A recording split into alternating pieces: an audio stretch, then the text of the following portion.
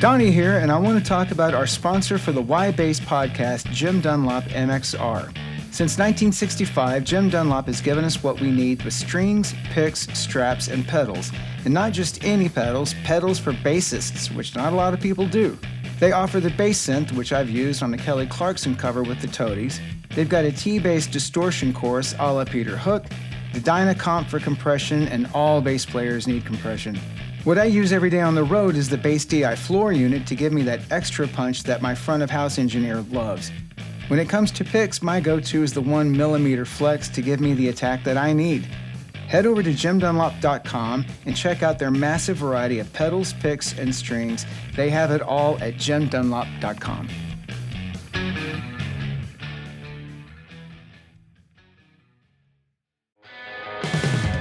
I would like to thank our sponsors at Schecter Guitars, makers of fine guitars for over 50 years. They make a huge variety of guitars and basses, all high-quality builds with the best materials and pickups at a reasonable price. Of course, Schecter offers a rip-roaring selection of bass guitars, as are the Model T4 and the Corsair. And right now, Schecter is celebrating 50 years of craftsmanship, innovation, and tone with their 50th anniversary collection. Head on over to schecterguitars.com and check it all out. Again, that is schecterguitars.com. You'll love it.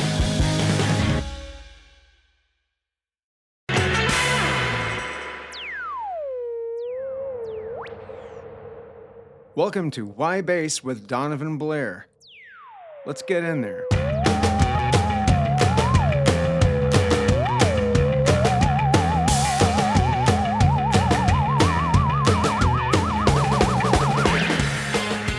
Today's guest is Eric Bootow of Punk Rock Bass Players Community. He's also the bass player in Fourth in Line, and we're going to find out why he decided to start this amazing community, and hope you enjoy the episode. Let's get into it.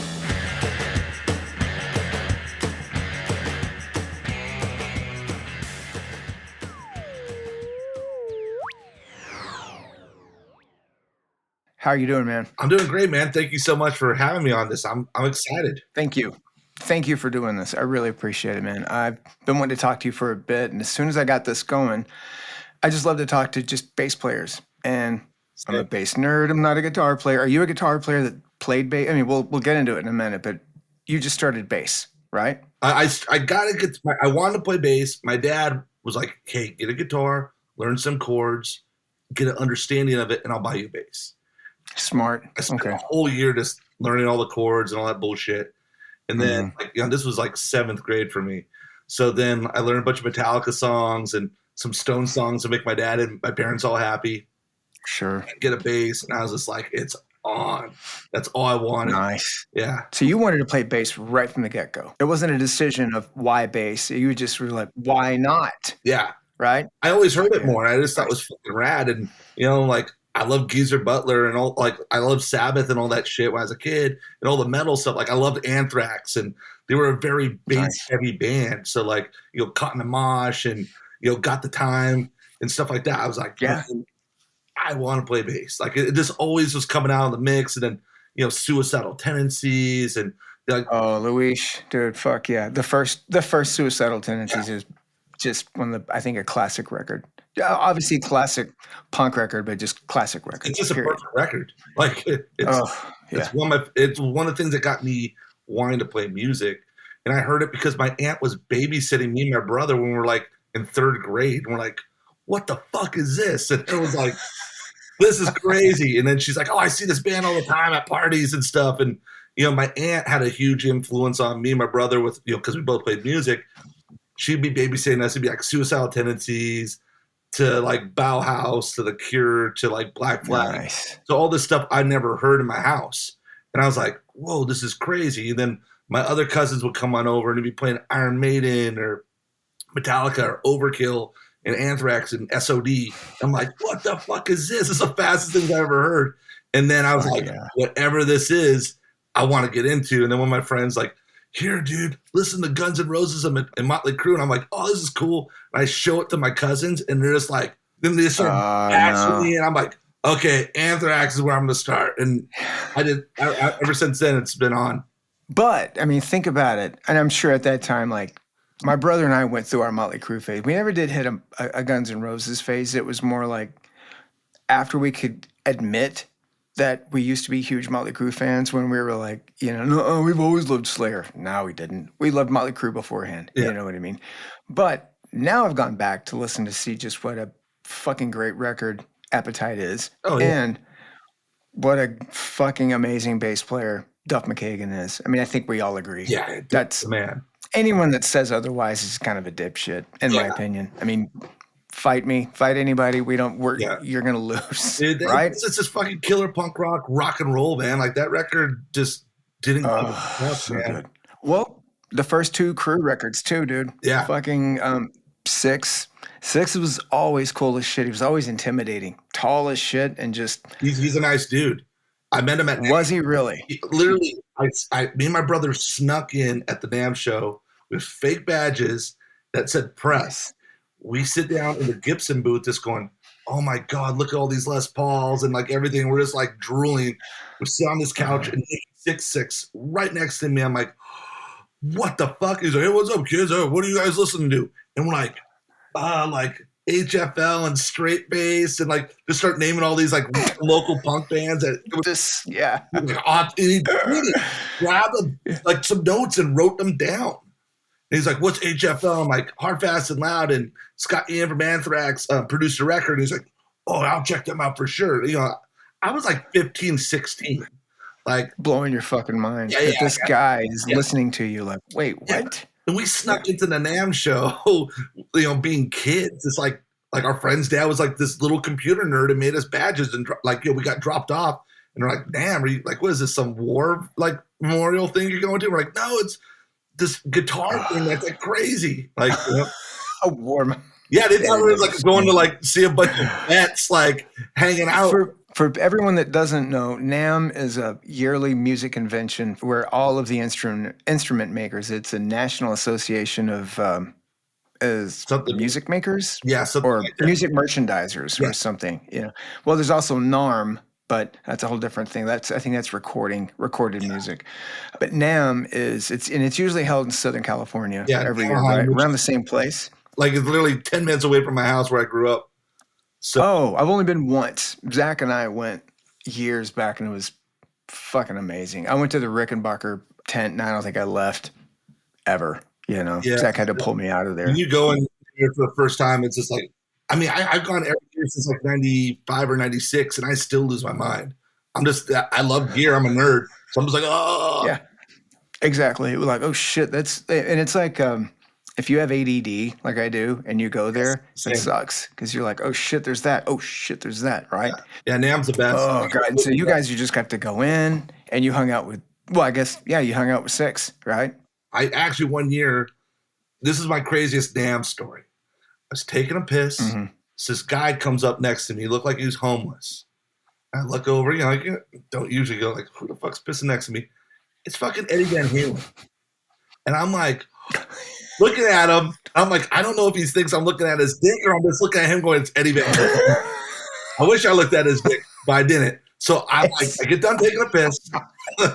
And so dude, you would not believe the size of Eddie Van Halen's dick. There's actually just a guitar. He's really that good. That's why. It's just a guitar. But like, dude, so I'm washing my hands. He comes up and like, hey man, how you doing? I'm just like, I'm doing great. How you doing, man? He's like, you having a good damn show? I'm like, yeah, man, I'm just walking around. He's like, you want to go check me out playing the 5150 booth? And I'm like, yes. I can even say his name was Eddie. Yes. Anything. I just like, yes, sir. We walk out together. There's like three. The only time you say yes to a strange guy in a bathroom is if it's Eddie Van Halen, right? Yeah, okay. Man, just got done pissing with it. This is crazy. So we literally, I joined his entourage. He has like 50 people out there waiting for him. Like, this is insane. He has like 3 huge security guards. I mean, I'm 6'3", and he made me look like a baby. And so he's like, oh, he's cool. He's with us. And so I'm walking right next to Eddie Van Halen. Get him in the bathroom. Yeah, it's like, yeah. Again, it's like, what has happened in this bathroom? So, like, no one knows who I am. So I'm just there right next to Eddie Van Halen, walking down the hallway to the 5150 booth. I'm going, this is insane. And, like, at the time, he was supposedly sober. But he's just like, hey, you got all the Jack Daniels. And we went. Everybody took shots. Then we all walked in this giant, it looked like a giant fish tank with just a bunch of amps, and then he just started playing at like level 25. It was so fucking loud. I thought I was gonna pass out, and I was just like, "This is fucking amazing." I'm just watching all these people taking photos and shit. I'm like, I just met this guy 2 minutes ago taking a piss, like, and it's Eddie Van Halen. Turns out it's Eddie, and he's just blowing your mind with what he's doing. Just, the whole time he's all happy and shit and just crushing it. I'm like literally 10 feet away from this going, this is not real. And then he gets done playing. Everybody walks out of the room, goes back upstairs, and we're all drinking. I'm drinking with this girl, and I'm like going, "Oh, dude, you look familiar." She's like, "Oh, you might confuse me. My sister's Sheila Easton." And I'm like, it was just one of those moments. I'm just like, "Wait, what?" And and he's like, "Hey, you have the time, you have, making sure I was okay." And I'm like, this is one of the fucking coolest things that ever happened to me in my life to this point. From taking a piss. And then your friends are like, "Where the fuck did you go?" Yeah, you everybody's like, "Where's Eric?" Everybody's before cell phones and shit. So it's like, I had no proof. That's badass. It was awesome. I love NAMM. So I'm going next month and I can't wait. I'm just going to nerd out. Oh, it is in January. Yeah. January. God, dude. Go to the Rickenbacker booth and just send me pictures. Oh, it's amazing. Well, I'll send you a bunch. Just did a tour of the Rickenbacker factory like 3 months ago. That's absolutely insane. And at the end of it, they're like, "This is our little museum." And they have this big room filled with it's like their vault. And like once you walk up, it actually has the very first electric guitar. It's called the Frying Pan. Rick made it. It's right there in front of me. I'm like, this is crazy. So we go in there. There's all these crazy guitars and basses. Like here's John Lennon's actual guitar. This is Tom Petty's. Here's a bunch of Lemmy's basses.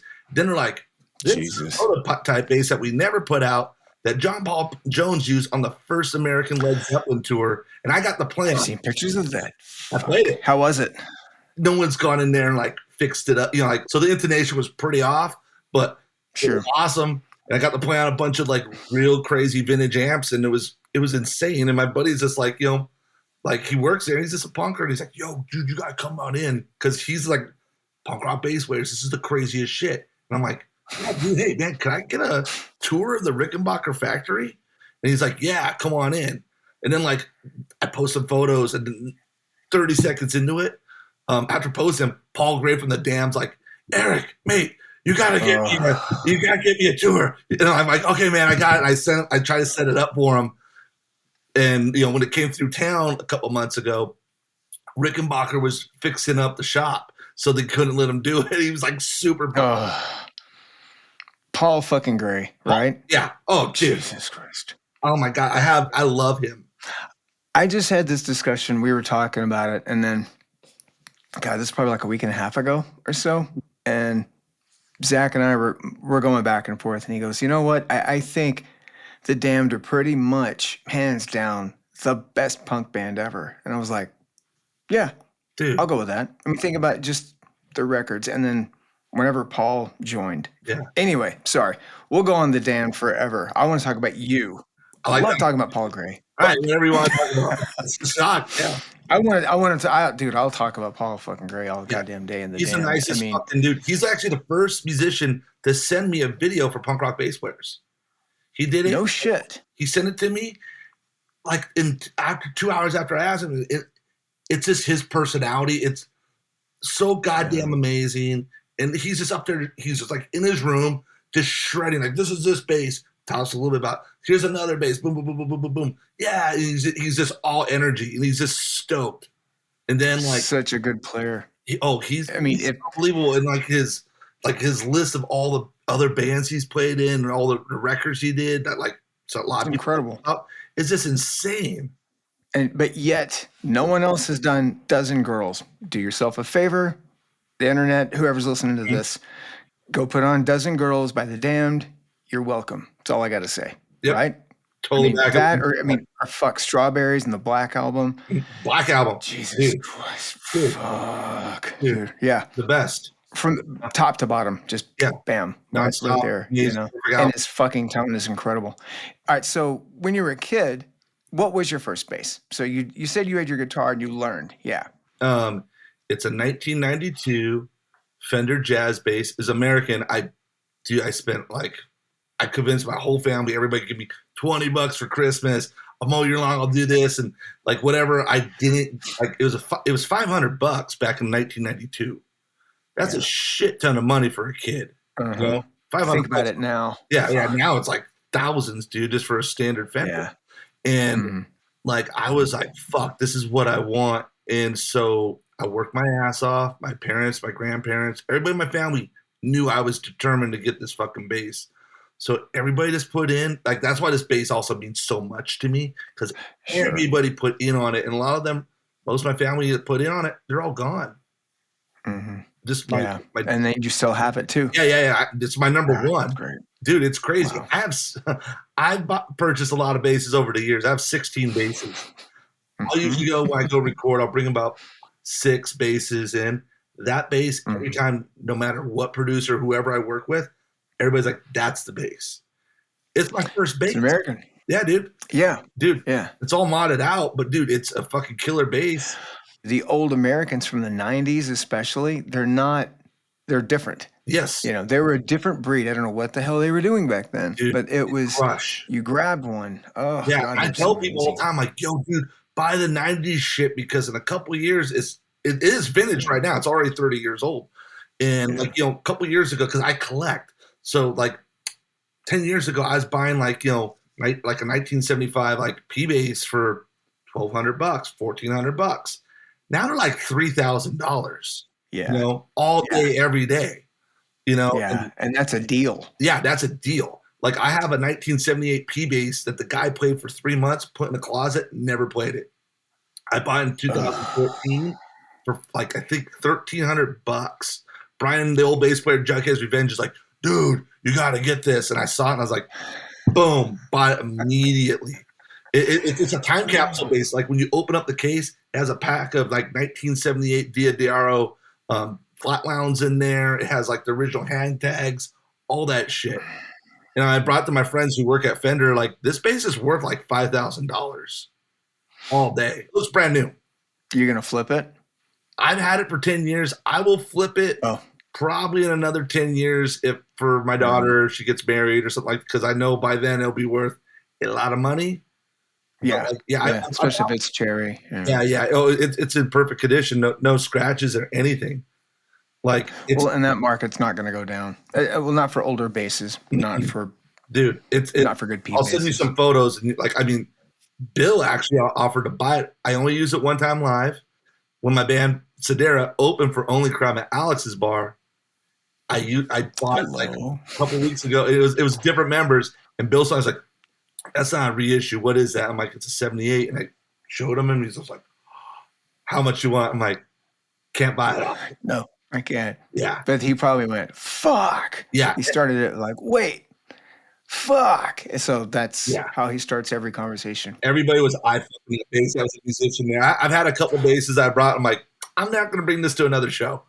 Like, so wait, when you guys played with OC, that was it with Dan and Matt Hoffman? Zach and I weren't there, were we? Yeah, no, you guys, this was about 10 years ago. Okay. I mean, a great band, man. I mean, obviously, we know why Zach wasn't there. But hell of a band. Oh, yeah, but that's great that if you had an instrument like that it must be a great looking and sounding instrument for Stevenson to go, wait, I want to buy that right now. I only use it that one show and that's it. Every once in a while I'll bring out like one of my old basses, because usually like the everything else I have is a player's bass. Like it's, you know, like, I got a 72, you know, Molka P bass, you know, or this, you know, I have one that weighs 15 pounds because it's a brutal bass, but it's a 75P and I love it, but I don't think I'll ever play another show with it live because 45-minute set, like I thought I got hit in the back with it. Yeah, we played with Strung Out. What color is your jazz? It's an actual midnight blue, or it's like this weird purplish blue. Wow. Yeah, like really, I love it, dude. And like when I was a kid, I was obsessed with Ignite. I put this one sticker on it, and it has an Ignite sticker still on it since I was like in high school. And everybody calls it the Ignite bass. And I know if I ever took off that sticker, it would the coloring would be completely different. Have you ever shown it to Zoli? Has he ever seen it? Oh, they've all those guys have seen. I played a million shows with those dudes. Like the guys from Ignite are like my brother's band. Like Brett, we're like this, like Nick, all those dudes. But yeah, Eli, like even the new singer, like I played shows with everybody trips out on. I'm like, yeah, dude, that's my favorite bass. Well, from that, did you just start doing bands after that immediately? I started learning how to play. So like me and my friends, like when we were like in junior high, we all kind of knew we loved punk rock and Metallica and all this shit. And we were all like we're all a bunch of fuck up idiot kids, that just didn't want to play sports. Like real backstory on me. My dad was a 49er and he retired. Right. He fucked up his neck and then became a cop for LAPD. So my dad was a cop at LAPD in the 90s with his fucking sons, like these punk rock kids that were like, we don't play football or soccer, fuck that, fuck sports, and got into music. And he was just like, wait, what? You guys should be playing sports so you guys could get scholarships to go to college. And well, we're like, we're playing music. And then what's awesome also, my sixth grade teacher her and her husband owned a punk label called Lethal Records. Todd, who was a lawyer, was also like back in the day, he was Milo's roommate in college. And he played in, his band was on Mystic Records. He called like The Insolents. Like, dude, like, so Todd was like king of punk rock. And so when I got into sixth grade, he knew I was a music fan. And him and his wife were taking me to all these shows. So going to see Pennywise at the Whiskey, China White, the Adolescents, the ads or whatever they were being called. Saw Face to Face and Bootow and Guttermouth, all that shit when I was like 12. And I grew up in Orange County. So like one night, like me and my brother are hanging out. And he's like, hey, London's having a party, which is this lady that lived up the street from us. And fucking Social Distortion played her backyard party. I was 12 years old. My brother was like 9 or 10. And we just sat on a brick wall and watched Social D destroy a backyard. That's badass. Fucking awesome. Still amazing band. Yeah, oh yeah, they kill it. Yeah, like I love Social D. And it's like all this shit was in my backyard because we're Orange County. Then we go to Fullerton and here's all my cousins going, oh yeah, dude, that's Steve Soto from the Adolescents. And it was all there, like Offspring playing backyard parties and shit, like. Rest in peace, Steve Soto, by the way. Rest in peace. Yes. One of the best fucking humans ever. Yeah. I mean, there's so many people who suck and who are horrible, yet Steve Soto's gone. Yeah. It's not fair. That's not fair. He used to let me sneak into, we worked the door at the Doll Hut. I was underage, way underage.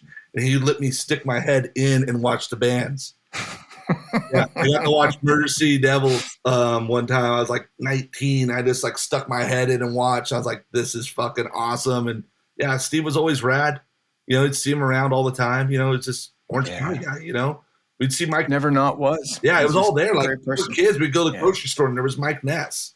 Like, and it was like, we're La Habra and, Guttermouth was from La Habra and we'd see all these bands and then, we were just all these dorky kids running around trying to find new music and it was cool. And then, we ended up meeting other kids and then later on, like Matt from the Bronx we're just going, we met playing backyard parties and shit.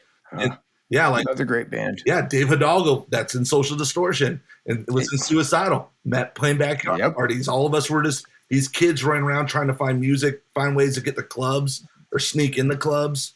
That was all of us. That was our group of people that we all met. Wow.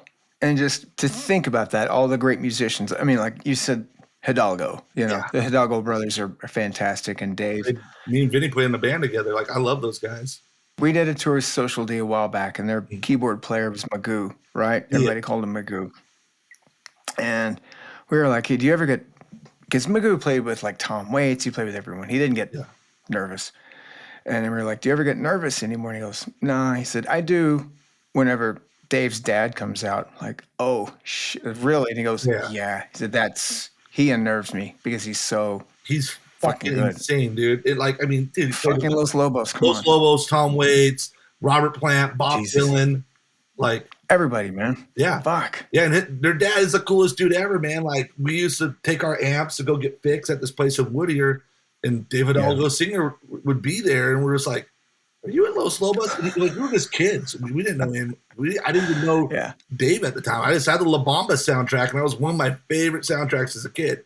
You know, got me into like rock and roll, you know, like as a kid. Wow. And yeah, I'd see him there, and I was like, oh my God, that's so cool. My dad'd be all stoked and shit, and we'd all talk. And then they moved to like La Habra, Whittier area, and then that's when we started running into Dave and Vinny all the time. Wow. It's just a great area, and it's a great upbringing you had. Not everybody, myself included, had that kick-ass of an upbringing to see that. You know, we were listening to everything, but we didn't get to be around that. So that's a really cool thing. Yeah, I always count like the blessings that we had, because that's what inspired me. I mean, fuck, dude, if like that wasn't around, I loved playing music, and music was always there, but it could have been something different. I mean, dude, I could have followed my dad's footsteps and been a cop and all that shit. But this sounded fucking lame as fuck to me. Like, I was like, I don't want to bust kids. I don't care. Smoke weed, drink beer. I don't give a fuck, man. Just don't sell crack to kids, and I don't give a shit, and don't beat your wife. Other than that, I don't Exactly. fuck. Like, I couldn't. Yeah. Other than that, constantly being a cop is too crazy to me, you know. And but especially LA. Yeah. Jesus. And my dad told me a lot of crazy stories about how fucked up a lot of stuff was there, you know, and a lot of things that he didn't agree with. My grandfather did. My grandfather was also LAPD too, and he's just, my grandpa probably would have been a comic book artist or an artist for Disney. Wow. Yeah, that was his thing. So with me and my brother, like, we were all in the art before we played music, and he was always about self-expression. So he'd buy us pallets of paper, take us to the comic book store, and like when we were kids, we were just lucky to be around so much cool shit. That's fantastic to have that dichotomy of to have this creative side, yet apparently he had to pay the bills. Being my grandfather was a cop also, and so was my uncle, and that's just what they did. Yeah. So it was. I don't think they looked at Zach and I and go, those two are cop material. Yeah. No one ever said that. So I think we were in the clear. After a little while, me and my brother's shenanigans, and we like to vandalize and set things on fire a lot when we were kids. It's fucking fun. It was the best. Like, as a 46-year-old adult, if I go back to any time in life, I go back then so I can light more shit on fire. We lived at Del Taco. Yeah. The whole back area went up in flames. We were just, it was the funniest shit. We were just laughing. Like, everybody thought we were psychopaths. Me and my friends was all like, ah. We all started bands later on because we were not the responsible kind of the kids, you know. We like vandalism. What's what you did? It's energy. It's what you. I mean, it's why you listen to punk Anthrax. Rock. Overkill, punk rock, suicidal. When you put on Suicidal Tendencies, you don't want to sit there and just relax and contemplate. No, you want to listen to the record and then go out and play mailbox baseball and moon as many fucking people as you can, you know, and maybe get in a fight. Oh yeah, all the time. You know. Yeah. There's always that possibility with long hair. There's always that possibility. Oh, yeah, dude. Like, in the 90s with long hair was not a good time to have it. And then, like, 80s with long hair. Try that. Yeah, no, I bet. Yeah, because I remember just being, also, I'm 6'3". I've been this tall since 6th grade. So, like, you walking around with long hair. People thought I was like 18 when I was 11. So I'd have guys in high school coming up trying to fight me. It was always bad, dude. I was like, where are you from? And I'm like, I don't know. I'm in 6th grade, dude. Like, do you have a mortgage? Bro, get the fuck out of my face. Dad's just like, you fucking kick him in the nuts and keep on, you know. My dad's like, just fuck him up. Do what you can do. Yeah. It was, don't take shit from anybody was our parents' motto. Not brush your teeth or take your vitamins. It was, don't take shit. Don't start a fight. Just don't take shit. If you can't finish it, at least go down swinging. They didn't care, you know? Yeah, because, that's how it kind of was. I think that was kind of everybody's motto, because it was kind of tough back then. Now I think kids, sometimes some of my friends' kids, they tell me something like, you've never even seen a fight in school?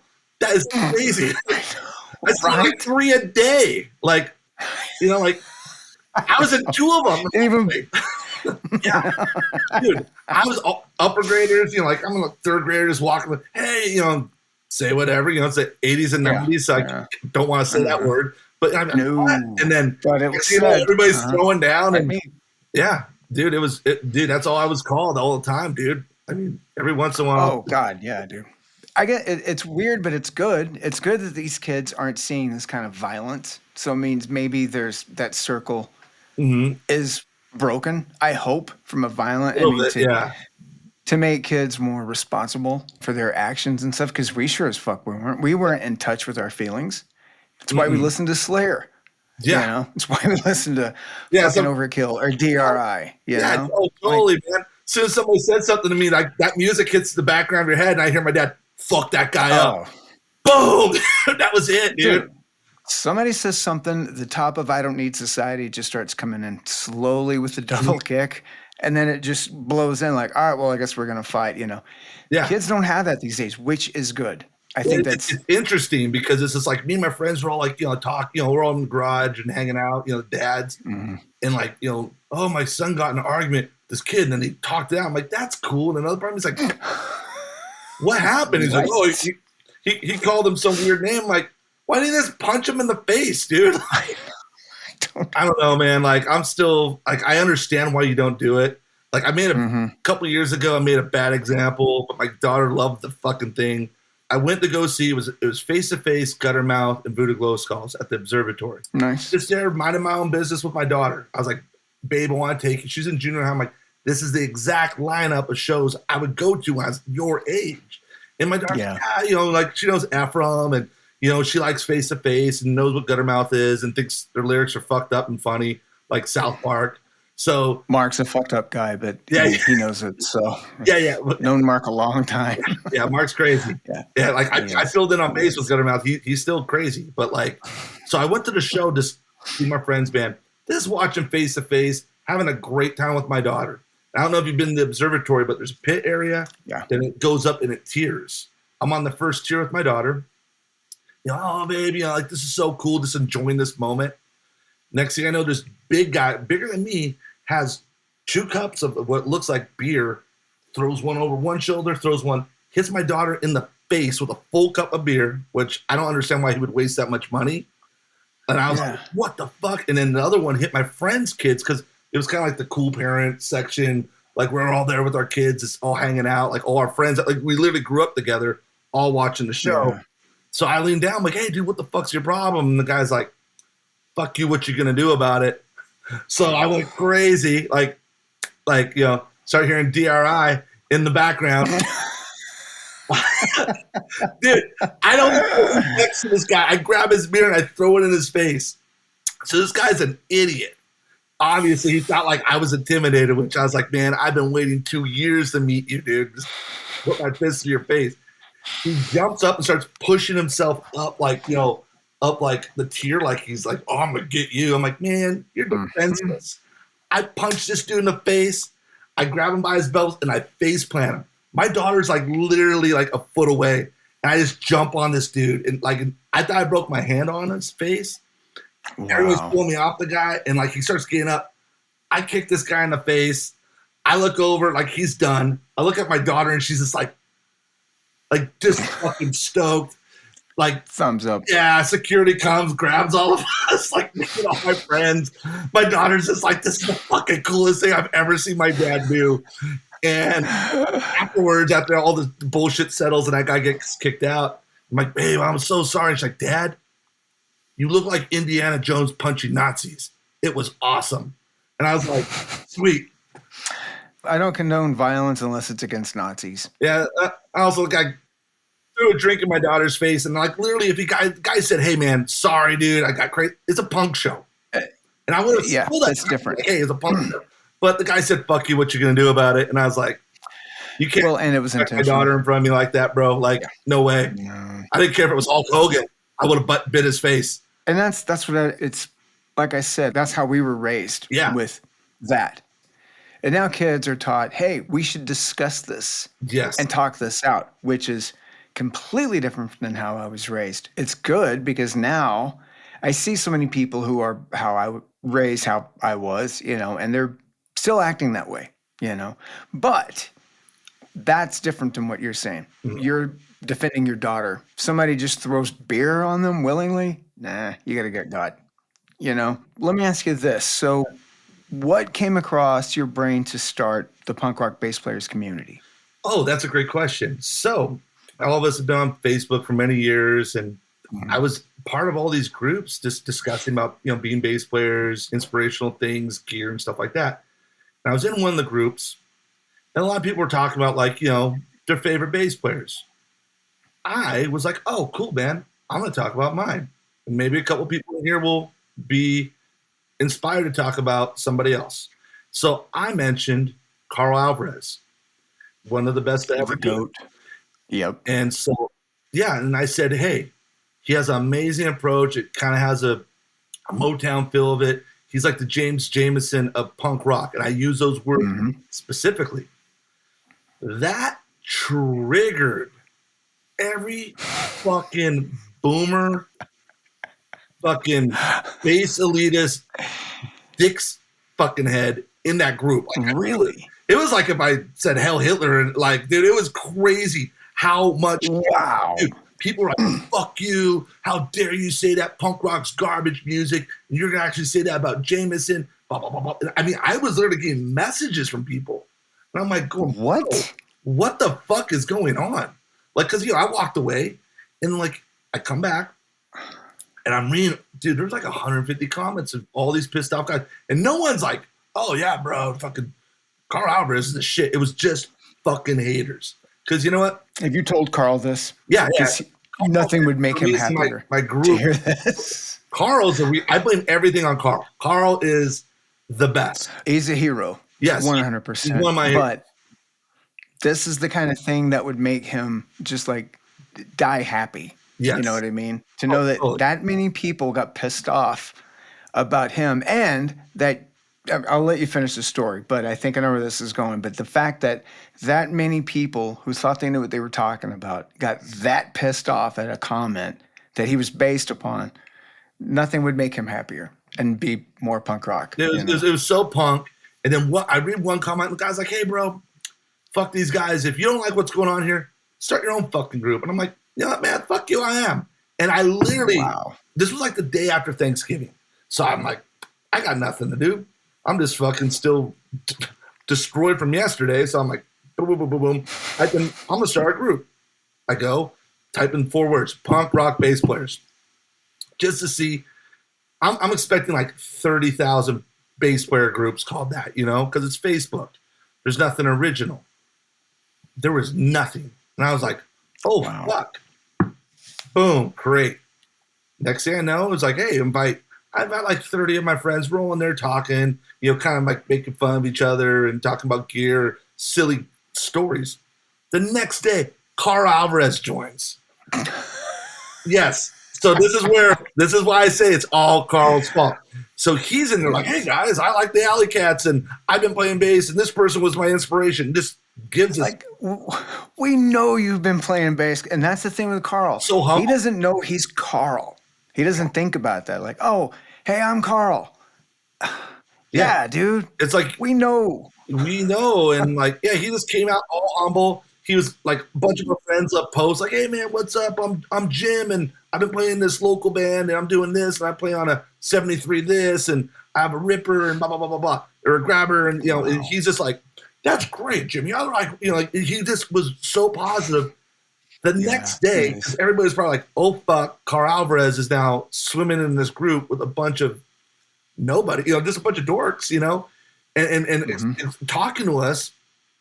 Boom. 900 people joined the next day. The next day, 1,100 people joined. And it's boom, boom, boom. And I know, like, when I started a group, I'm just like, hey, man, leave it. Like, if you join the group, it says, like, leave a introduction thing. Like, hey, I'm whoever, and whatever. So, next thing you know, Rainey from Discharge is in there. Hey, I'm Rainey. I'm like, oh, my God. Here's Luigi Mayorga from Suicidal Tendencies.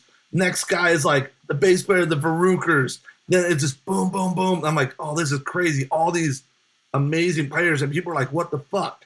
And then like Nick Alveri from Queens of the Stone Age is in there and the Dwarves. Casey from Guar's in there. And then dude, people are like, what the fuck is happening? And then like Ian from Newfound Glory joins. Like, hey, what's up, guys? And posts a photo of him playing. And they have like 20,000 likes and like 800,000 people saw that post. Wow. Dude, it was crazy. It was going off. Like Nate from fucking Converge joins, the guys from Municipal Waste. Next thing you know, it's just going off. And like, it just snowballed. And how many members do you have now? 73,000. Jesus. And here's what I love about seeing it is I've seen people from literally all over the world. Yeah. And from just their words, it's people who thought they didn't really belong, the same as all of us did. Mm. And they're like, oh shit, I do belong. Yeah. Here's a shitload of other. That's what I love about that page so much is I've seen so many people go, hey, here's my piece of shit bass and my gear, but I just wanted to show it to you guys. And then everyone's comments are not, no one's derogatory. They're not like, oh, fuck you. They're like, wow, that is a cool setup you've got. Yeah. What is that? It's all so much positivity. There is no negativity because I'm sure they would get fucking booted if there was negativity. We kick people out anytime that shit goes down, dude. It's great. That's anytime fucking great. It gets like transphobic, homophobic, xenophobic, anything, like anything fucked up. Screw like, that. Religious bigotry, whatever, dude. I'm like, hey, dude, you're out, dude. Like, we don't have time for this shit. Because there's a lot of trans bass players that I discovered from this. There are. And they're just like happy, like, hey, what's up? I'm here. My name's Missy. I'm trans. I've been playing for 5 years. This is the happiest I've been in my life. And then next thing you know, here comes a sea of shitheads saying stuff. And what's rad, I think the group saw me like, hey, fuck you, motherfucker. And they all out as attacked. And I was like, good. Attack these motherfuckers. We don't need these people here.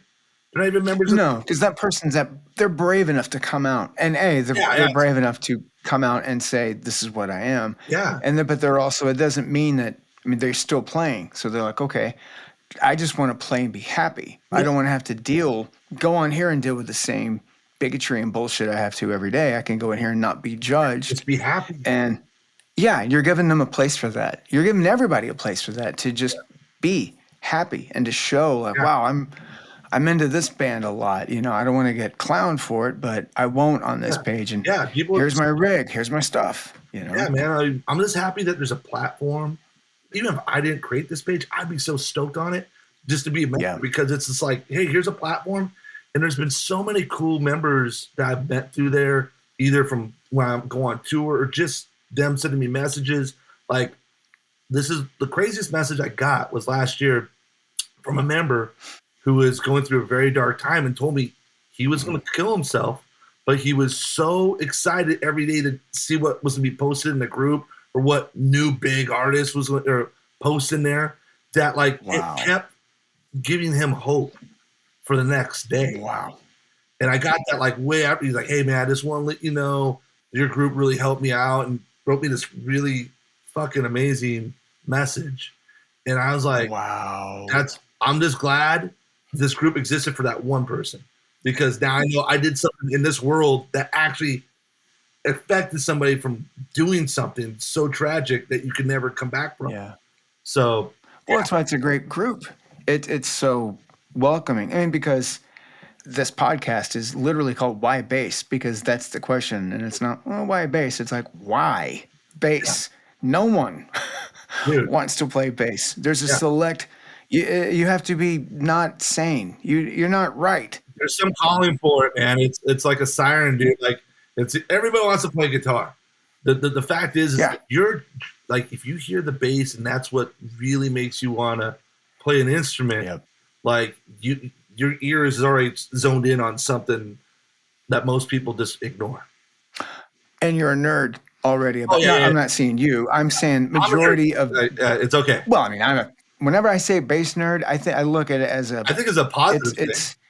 It's a complete positive.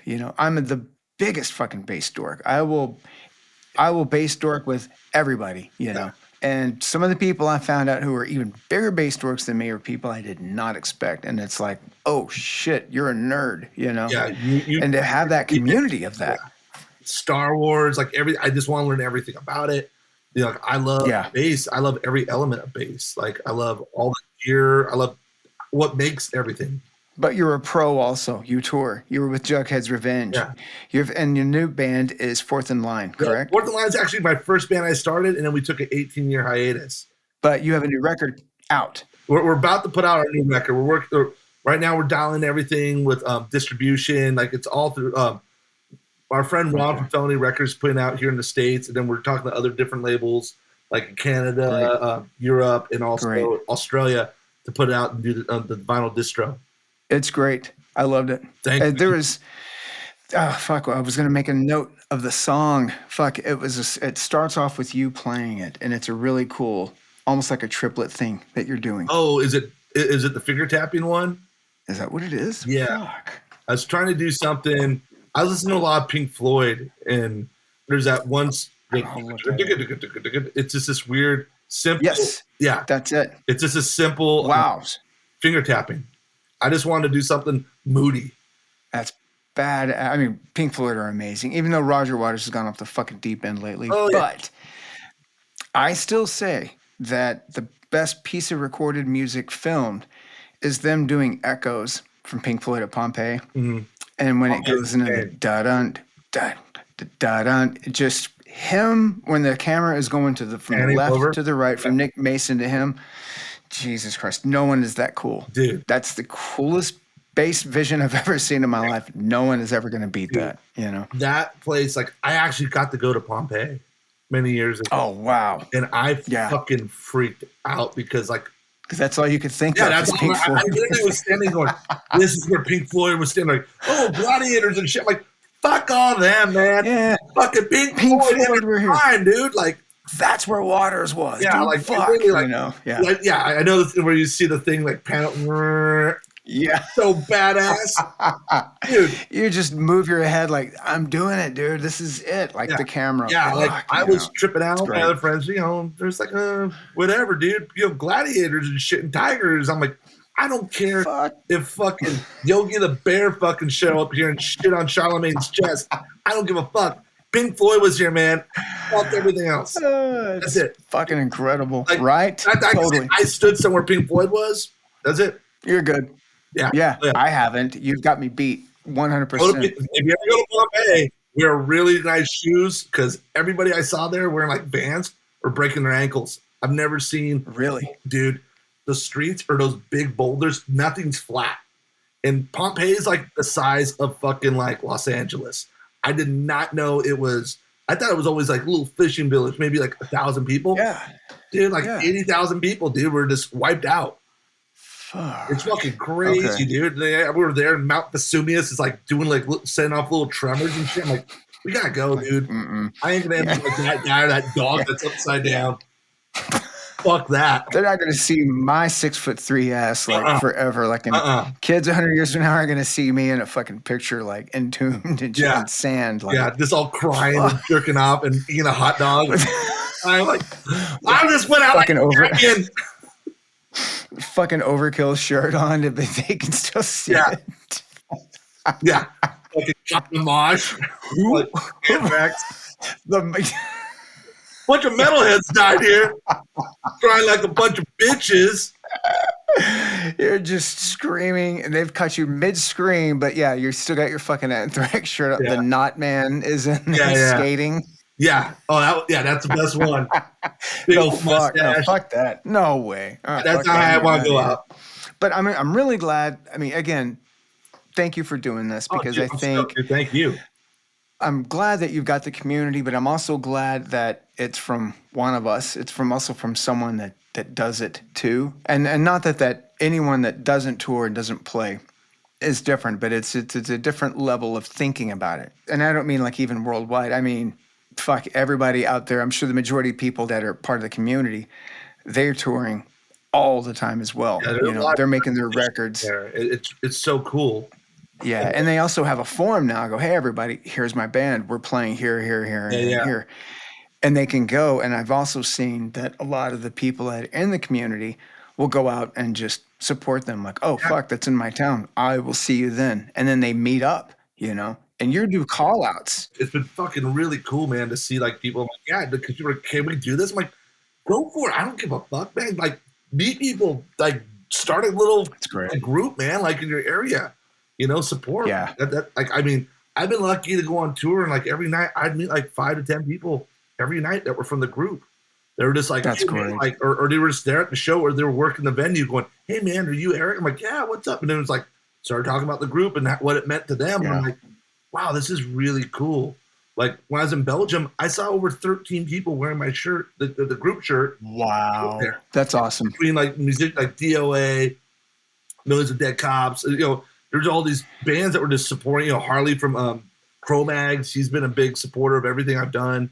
And just walking around, man, people were like, "Oh, hey, dude!" Like, and I was like, "This is crazy." But this group went from like literally my bedroom, in my apartment, to like everywhere. It's people from Singapore, Australia, like South America, like everywhere. It's so cool, and we're all kind of connected through this group. Yep. So, through bass, yeah, through bass guitar and punk rock. And you gave them this idea of, and this sense of belonging where they didn't earlier. They're like, well, yeah, I mean, I'm a bass player, I play punk rock, but not many people do this. And now, like you said, someone from Singapore can talk to somebody from fucking Indiana. Yeah, it's crazy. Because of you. Yeah, it's a weird connection, Yeah, it's cool. Like, I'm so stoked on the group. Like, and I'm just getting ready right now. I'm actually, like I was telling you, the website's pretty much finished. We're going to launch that, and I'm going to do the YouTube channel with the different. I have about 30 interviews now I've done, and then I have 4 or 5 podcasts now completely finished. Awesome. And when are those going to come out?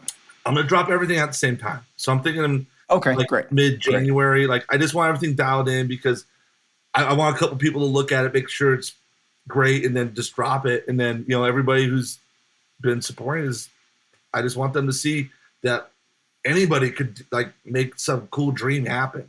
Like this. Yes. To me, it's just been me running this thing. And I was like, well, fuck, man. I want to inspire people. These people were all stoked. It's like, hey, man, here's something even cooler, man. Like, here we can talk to all your favorite bass players or your bass players. Like, I have the website. I'm like, if you want to do an article, just submit. Like, let's just put it up, make it. I don't want it to be like some gate-kept shit like a lot of these magazines. Like, when I was a kid, I never saw any of my favorite bass players in magazines. I mean, I loved, reading about Steve Bailey and Jocko and all those dudes. Yeah, they're all amazing. Sure. But they never inspired me.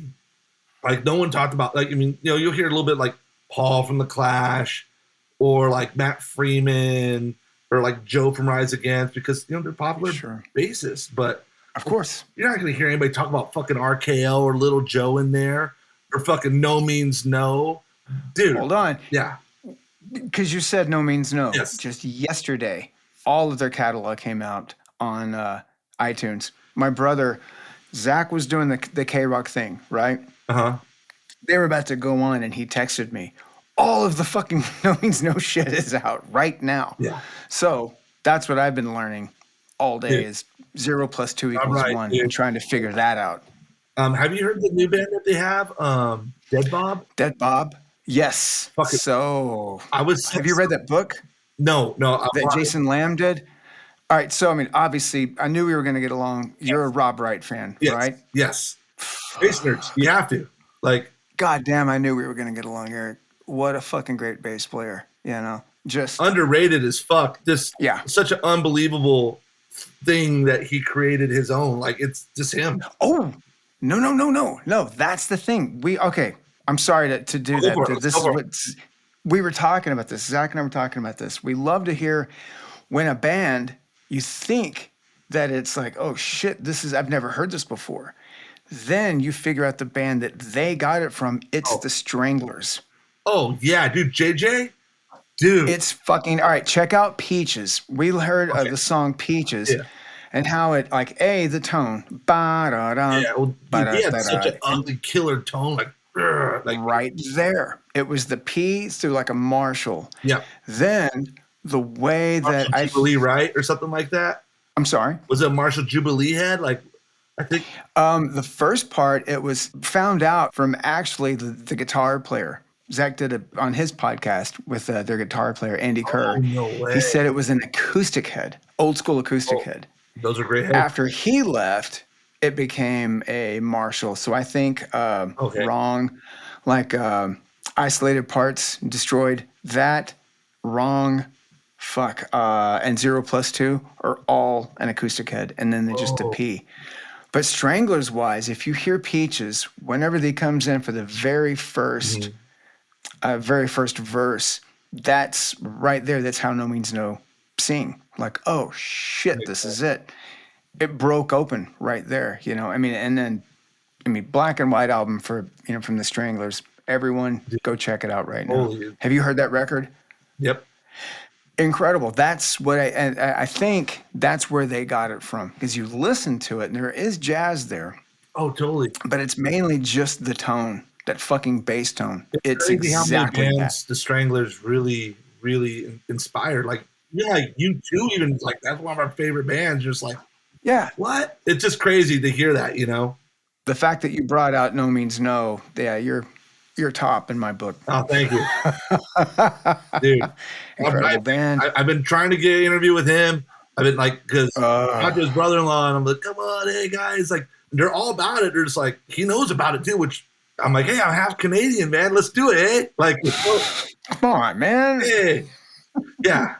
So, well, I want to just say from all bass players that we appreciate what you've done and come up with the community and give everybody a place to feel welcome and safe and happy and something to go look forward to every day. And like, oh, wow, there's a new person right there. Or here's this person coming over from Europe. Or like, oh, shit, Paul Gray is on this. What the fuck? Yeah, every once in a while, like you'll see some dude like Chuck Dukowski and they're like, hey, man, you know, I'm like, then he just goes back out in the shadows and like, this is fucking awesome. All right, so the YouTube channel and the podcast are going to be called Punk Rock Bass Players as well. It's everything across the board, the same thing, and everything will be connected through the website. And you know, you go see. Like, I want to also. I'm filming it, also my podcast. So if somebody just wants to see it, they can see it, or they can listen. Great. Whatever. It's you have both options. Great, dude. Thank you again for doing this, Eric. Oh, thank you. I really appreciate it, man. Thank you for being on. Thank you for coming up with the community, because that's what I was like, whenever I started thinking of doing this, I wanted to talk to you immediately. Like, all right, why did he do this? What inspired him to do this? And the fact that Carl was one of the reasons behind it makes it even cooler. I blame it all on him, man. I blame everything on Carl. We all blame it all on Carl, because I think from one way or another, we're all playing Why We Do because of Carl Alvarez. Oh, yeah. Every time you see him play, it's just like, oh, my God. This takes you, like, the school. I'm like, oh, dude, I'm going to go home, and I want to practice again, you know? Like, I don't. I don't want to fucking look at the thing after I watch him play. Dude, like, nah, I'm good like for that when I go to NAMM, and I see some, like, 5-year-old virtuoso kid just destroying on a bass. I'm like, fuck that kid. Like, my buddy, we were there. We're assholes. Like, me and my buddy still go there and NAMM, kind of troll people a little bit. And my buddy would just go by and unplug the kid while he's playing. Plugging like, oh, there's Marcus Miller. My buddy just reach over the amp, unplug it, and just walk out, dude. Like, no fucks given. My buddy Brian You're still a punker. The best. Oh, punker gonna punk. Oh, dude. This dude, his last day of working at Disneyland, you know, like you're on the fucking jungle boat ride. Mm-hmm. He was like, oh my God, look, it's a fucking hippo. Dude, his last thing, everybody knew he was going to do something crazy. Oh, dude, look at those fucking, like, chimpanzees. Like, he just was cussing. He jumped in the water. Yeah, dude, he was fired. And, yeah, crazy motherfucker. Yeah. Dude. Yeah. Like, you know, like. I've heard a lot of stories about SoCal punker guys and just, yeah. It's either like you're an idiot and you like doing stupid shit, or it's like some jock thing, or you're some thug and or you have a story about Jack from TSOL beating you up or something like that. Or I've heard a lot of those. Yeah, Jack beat up a lot of motherfuckers. I've heard a lot of those from people. I've met a lot of people let Jack beat up, and I'm like, also my buddy used to let Jack babysit his kid. Like, wow. Yeah, now it's a tattoo on. Russ has some stories. Jack didn't beat Russ up, but Russ has some great stories with him. You know, Russ Rankin does. Yeah, dude, Jack's the best, dude. He also fuck, dude. Like, a lot of people think he's just some crazy dude, and he'll call you, hey man, like there was a homeless man that was killed in Fullerton, California, Kelly Thomas, by the cop, and I threw a benefit show, like a canned food drive. I helped organize, I should say, and he called me up. He's like, Eric, like, what's going on? And I'm like, this is what's going on, dude. We're just trying to do something cool with punk rock to bring food to these homeless people that could then be distributed to everybody, you know, that needs it, you know. And we did this really cool thing, and then I kind of stepped out, and then next year the Adolescents played, you know, because we knew Kelly. Like, I had friends that, like, my cousin was like best friends with his old girlfriend, you know. Yeah. And so it was crazy, but like, yeah, I mean, like, Jack's the man, and the power of punk rock, you could do a lot of cool positive shit with it and bring people together. Well, and you have You've done it. You took that power of punk rock and just put it towards this community, and it's given everyone literally a community to feel a part of, but it's worldwide, you know, and it's something very specific, not just bass players, because a lot of bass players are just, I don't know, some of them are very arrogant. Like they're going to go, oh, no. They would never compare Carl Alvarez to James Jamerson. I would. I agree with you. I'll compare Carl to fucking anyone. And Carl himself, he would never compare himself to James Jamerson, but he would think it because Jamerson influenced him, you know? So you hear it in playing. But that's that aesthetic, though. Yeah, so, totally. Again, I love what you've done, and thank you again for doing this, man. It's been awesome. I want to have you back on. Dude, okay? I'll be back on anytime, man. I'm stoked. Every season. We're just going to do an Eric episode every season, okay? Yeah, I'm cool with that, man. I love talking about bass, so I'm in. I like to talk. I'll see you soon, bud, all right? See you. All right. Thanks, Eric. Bye-bye. What an awesome guy. I don't really think I've ever had the pleasure of just meeting Eric face-to-face. That was our first time actually getting to talk. It's just been here and there from shows and stuff. And I'm really glad I got to do that. Really love his passion. You know, he's a great bass player. Listen for yourself at, go to any Jugheads Revenge album he's been on, or definitely his band Fourth in Line when their new album comes out. And I just love what he's done with punk rock bass players community. It's just a great thing for people who are just starting out, or people who've been playing forever and want to belong and find other people like them, you know. So as someone that struggled with that, trying to find people that you could belong with, I really find that welcoming, and it's just kind of a nice thing to have. So applause to Eric and all of his hard efforts to do that, you know. But definitely head on over there and check it out and see what you think. You know, it's a really great group. Another place you could head out to is jimdunlop.com to check out all of the Jim Dunlop strings, picks, straps, gemgauze, doodads, things like that, and MXR pedals. They also have a lot of bass-specific pedals. You know, it's not just MXRs and Phase 90s and stuff for the guitar players. There's lots for us bass players. Lots and lots and lots. I play a lot of it myself. So thanks again for everyone today, and hope you enjoyed the show, and see you next week. Bye.